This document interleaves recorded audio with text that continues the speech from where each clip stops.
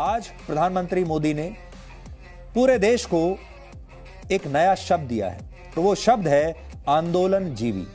ये शब्द विपक्षी नेताओं के सीने में खंजर की तरह क्यों चुभ रहा है? आंदोलन जीवी परजीवी। राज्यसभा में प्रधानमंत्री की इस व्याख्या को नजरअंदाज नहीं किया जा सकता है।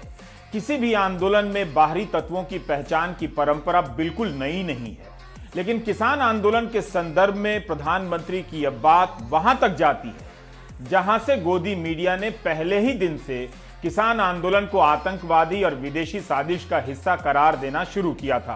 प्रधानमंत्री ने आज इसी प्रजाति के लिए एक नया शब्द दिया है और वो शब्द है आंदोलन जीवी। ये वही राजनीति के राजा बाबू हैं जो हर आंदोलन में कभी किसान बन जाते हैं, कभी ये डॉक्टर बन जाते हैं, कभी ये वकील बन जाते हैं, कभी ये मजदूर बन जाते हैं, कभी ये किसी खास वर्ग के अल्पसंख्यक बन जाते हैं। प्रधानमंत्री सिर्फ आंदोलन का समर्थन करने वालों को शक के दायरे में नहीं ला रहे, बल्कि आंदोलन के होने की जरूरत को ही रिजेक्ट कर रहे।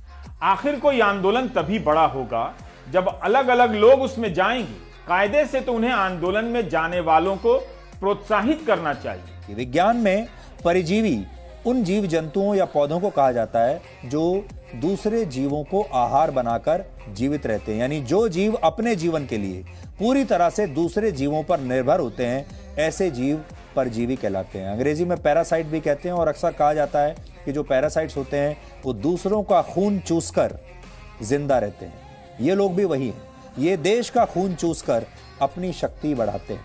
आंदोलन जीवी होना बुरी चीज नहीं। किसी भी लोकतंत्र में इनकी पहचान सम्मानित तरीके से नागरिक प्रहरी के तौर पर होनी चाहिए। जिलाधिकारी को बकायदा सर्टिफिकेट जारी करना चाहिए कि आपने आंदोलन में हिस्सा लिया है। मान लीजिए आप एक सजग नागरिक हैं, आप महंगाई के विरोध में होने वाली रैली में भी जाते हैं, वकीलों के आंदोलन में भी जाते हैं, छात्रों के आंदोलन में भी जाते हैं। क्या आप आंदोलन जीवी परजीवी हैं? आप उस आंदोलन को और जीवंत करने जाते हैं या वहां इसलिए जाते हैं ताकि उस आंदोलन में आप जी सकें? इन आंदोलनों में लाठी और पुलिस केस के अलावा क्या मिलता है?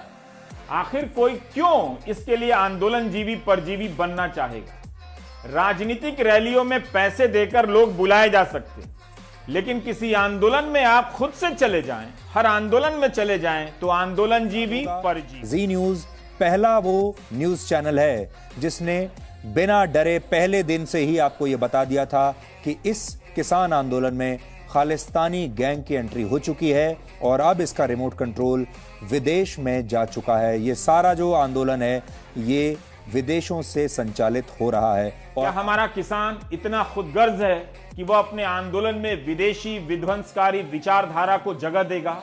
क्या हमारा किसान इतना नासमझ है कि वह FDI फॉरेन डिस्ट्रक्टिव आइडियोलॉजी की चपेट में आ जाएगा? इसके अलावा एक और नया शब्द आज उन्होंने देश को दिया है और वो है फॉरेन डिस्ट्रक्टिव आइडियोलॉजी यानी FDI। पहले आप FDI समझते थे फॉरेन डायरेक्ट इन्वेस्टमेंट, लेकिन अब है फॉरेन डिस्ट्रक्टिव आइडियोलॉजी।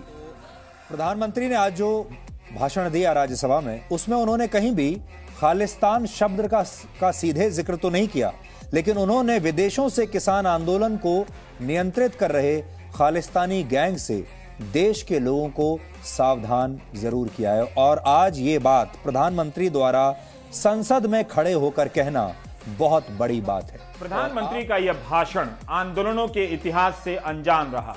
खाली भी विचारों की आवाजाही होती रहती है। वॉशिंगटन में 28 अगस्त 1963 को मार्टिन लूथर किंग ने लिंकन मेमोरियल के पास नौकरी और आजादी सहित तमाम सवालों पर एक बड़ी मार्च की।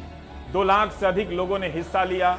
इसी मार्च में किंग ने अपना मशहूर भाषण आई हैव ए ड्रीम दिया था।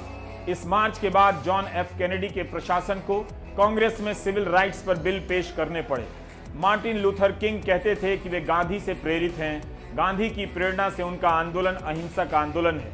क्या कैनेडी प्रशासन के लिए मार्टिन लूथर किंग का गांधी से प्रभावित होना FDI होना हो सकता है? Foreign destructive ideology. खुद गांधी जी ने न जाने कितने मुद्दों पर आंदोलन किए होंगे। क्या गांधी भी आंदोलन जीवी परजीवी कहलाने लगेंगे, जो दक्षिण अफ्रीका भी जाते थे विरोध करने और चंपारण भी चले गए विरोध करने?